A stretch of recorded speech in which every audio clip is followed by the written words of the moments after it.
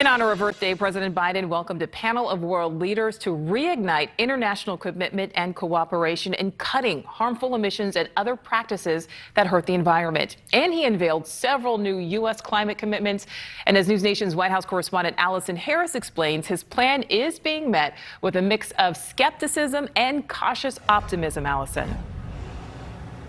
Nicole, the White House says it can deliver on these initiatives. Calling these initiatives ambitious is an understatement.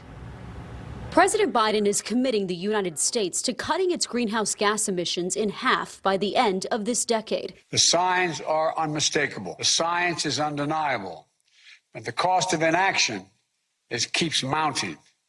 The United States isn't waiting. The president convening a virtual summit at the White House, telling leaders of the world's largest economies, including Presidents Xi Jinping of China and Russia's Vladimir Putin, that they have a moral imperative to combat climate change.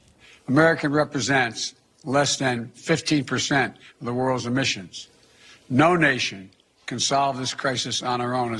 The president's new target for reducing emissions is roughly double the commitment made just 6 years ago in the Paris Climate Accord. Today, activist Greta Thunberg addressed Congress. It is a clear proof that we have not understood the climate emergency at all. According to NASA and a consensus of climate scientists worldwide, if countries don't act to cut emissions, the continued rise in temperatures will be catastrophic, putting millions at risk of life-threatening weather events like wildfires raging more frequently in California and extreme flooding across the midsection of the country.